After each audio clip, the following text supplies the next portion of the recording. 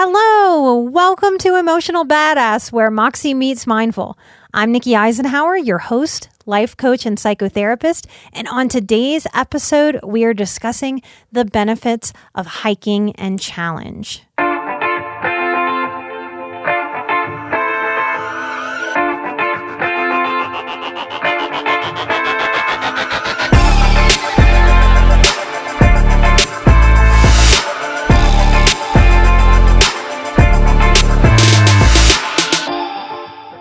When I take the Enneagram, I am the challenger.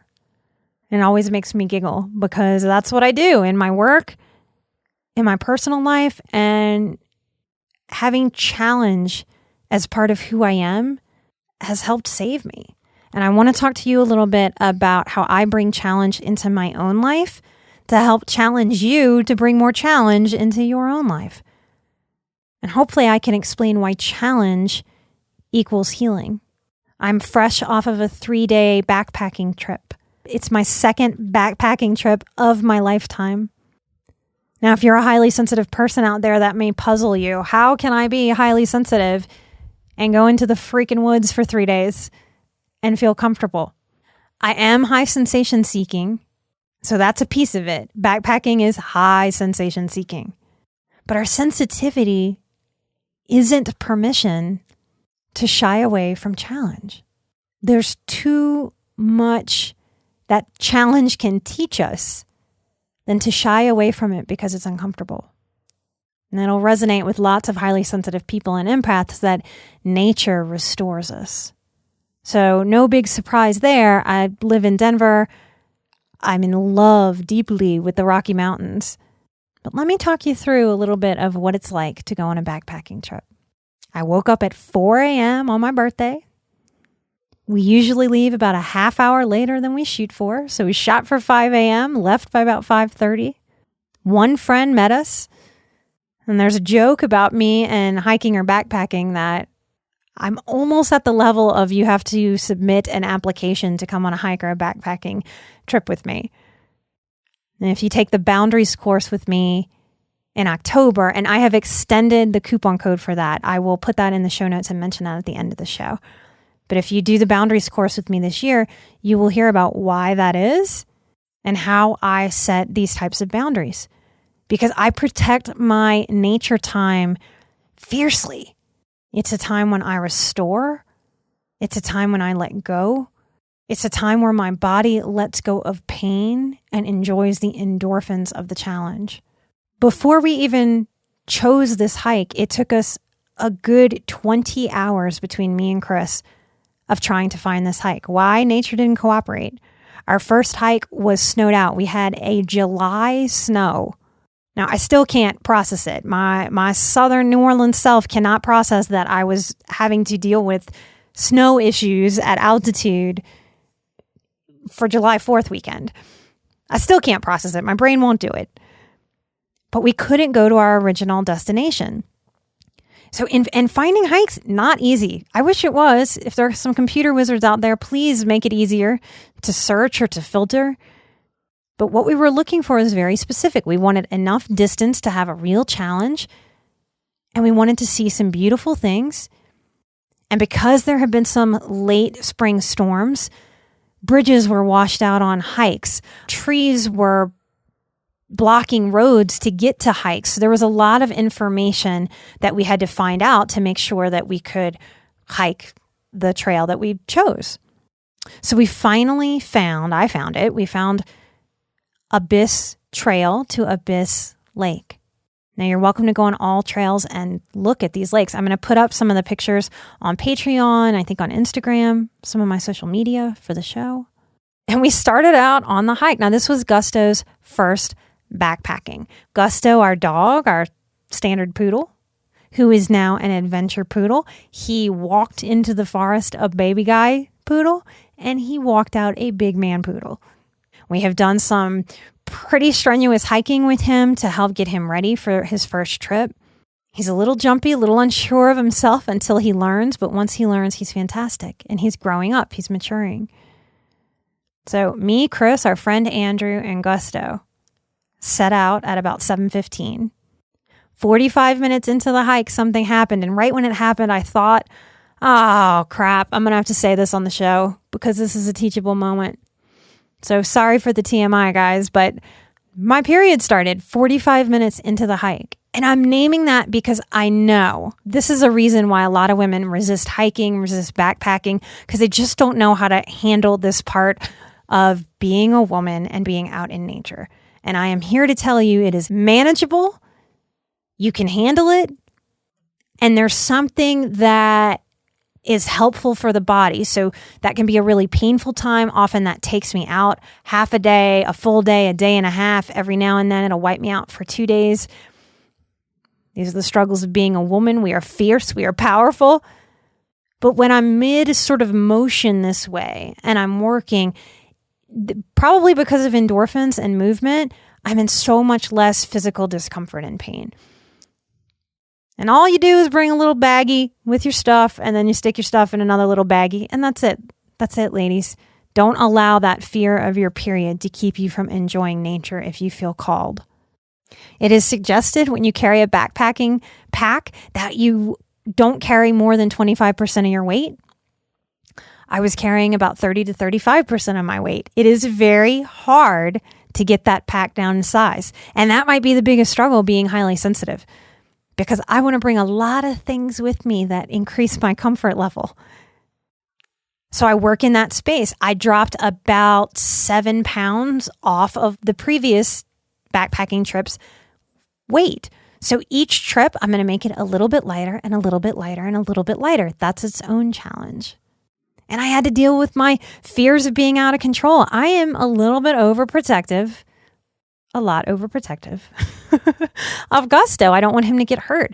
And it scares me that if he got hurt miles into the wilderness, as an empath, I would have to feel that until we got him out. And I call him my little baby guy. And my baby guy saw that first bridge, and there was a lot of snow melt, which means a lot of water on the mountains because of that late spring storm. So the first couple bridges that we went over, there were rapids. There was lots of water rushing underneath. It was loud. I could see my baby guy's face. He was scared, but he crossed. And he's agile and he's athletic, and this is his element. And I could see that he was proud of himself after he got across, and we cheered. We did 20 miles over 3 days. It took us 9 hours to get to our first destination. We had a device with us that could tell us that we were moving for 5 hours. We were stopped for 4. I believe we camped at 12,000 feet. Denver is a mile high at 5280 to be exact. So we start the hike at about 10,000 feet. That's about double what I'm used to. And I'm about 4 years in to being at elevation. I'm a below sea level girl my whole life. So my lungs are still adjusting. And that's okay. We go slow. We stop a lot. Sometimes it's 10 steps and stop and catch our breath, and 10 steps and stop and catch our breath. We went almost 7 miles that first day. 4 or 4.5 were pretty easy, pretty flat, but uphill. And the last 2 were steep. It was like climbing a stair stepper with a heavy pack on. There's something magical about those moments where we just don't know if we're going to get there. And that's kind of my first theme that I want to bring up about why backpacking and hiking is a healing modality for me. And I know for many of you on the healing journey, there's so many moments where we just don't know if we're going to be able to get there. And there's something magical and psychological and spiritual about me putting one foot in front of the other over and over and over and over again. And when I do that consistently, without fail, I get to where I'm going. Now, the trails were washed out, which means there was so much water coming down the mountain from the snowmelt that we couldn't find the trails. Now, we had a GPS, so we couldn't get lost. But it meant that as we were walking, we'd have to just keep walking even though we were unsure. How much of your healing has felt like that? And just when we would think we're really lost and really turned around, the path would get clear again. And one foot in front of the other, we kept going. It's amazing on a hike that's more than about a mile and a half through the Rockies. What's amazing to me is that through the Rockies, when you go on a hike, it's like going into alternate worlds all on the same hike.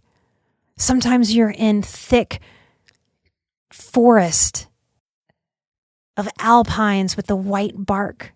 And it's summertime, so the leaves are green and lush.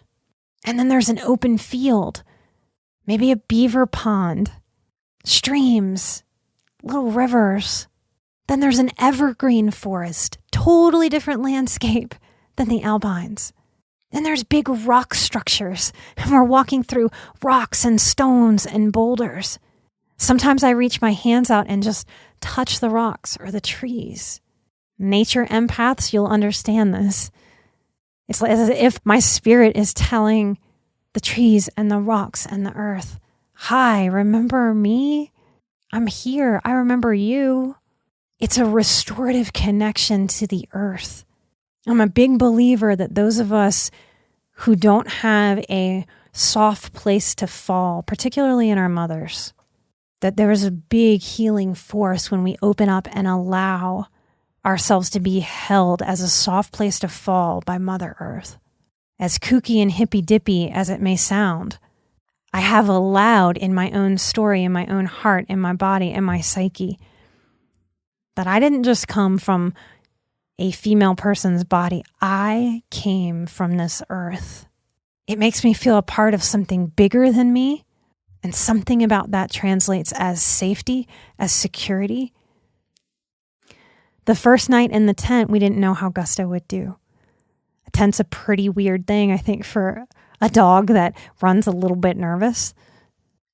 But he did great. His transformation on this hike, by the middle of day 2, he stopped gingerly walking through the water. Now remember, we're in the mountains. The water is icy cold. So he's unsure as he's stepping and getting his feet wet. This is a city dog. He doesn't jump in puddles. He walks around wet grass. And all of a sudden, Chris and I both saw it. He found his confidence simply by doing. After that moment, he boldly walked through the water. He showed us the safer ways to go through water and around rocks. His instincts kicked in. He's trusting his intuition, and he's letting it guide him. That happens to people too, y'all. There's confidence building in taking one step after the other and continuing on the journey. It's confidence that says, I'm stronger. It's difficult to breathe. I'm still breathing. This pack is heavy. I can still step. Wow, I can keep going through anything. That first night in the tent, it didn't just rain, it hailed. And I was snug as a bug in a rug in our little cozy backpacking tent, where we were warm and we were dry and we were together on this adventure. Sure, I can get a sense of my family at any moment, having dinner in a restaurant, on a walk, sitting on the sofa, holding hands. But there's such a sense of cohesion that comes from adventure and challenge. Day 2, we went up to the second lake, Abyss Lake. Wow, it got its name right. We walked into an abyss to find it. It was magical to be at a lake in July, and the lake was half covered with ice. We sat and had lunch, and it was as if we could watch the ice melting on top of the blue-green water. Now, as we walked down back to our camp for night 2, magic happened. Storm clouds were moving in, so we were hustling to get back to be able to dive into our tents if we needed. And all of a sudden, I saw the most magnificent rainbow I've ever seen in my life. I don't know. I'm not a meteorologist. I have no idea, but something must happen at altitude. We were at about 13,000 feet. Typically, when I see a rainbow, I see a little piece of a rainbow. I saw the entire arc of the rainbow It was like I was underneath the entire rainbow. As I fumbled to grab my camera and take a shot, I hear Chris. Now, something must happen. We must have a rainbow part of the brain that when we see beauty, it just trips and we go sort of stupid. Because Chris pulled out his camera to take a video and I just heard Chris go, double rainbow, double rainbow. And once I looked up and saw that there were not one but two glorious rainbows, I did it too. So like morons were on video just screaming, double rainbow, double rainbow, double rainbow. How can I not believe in the possibilities of life and magic and healing and growth when the universe handed me a double rainbow on my birthday? Part of our superpowers of sensitivity is that when we allow and let beauty in, we're letting beauty in. We feel that. We feel beautiful, not in an aesthetic, pretty on the outside way, but in a beauty on the inside way.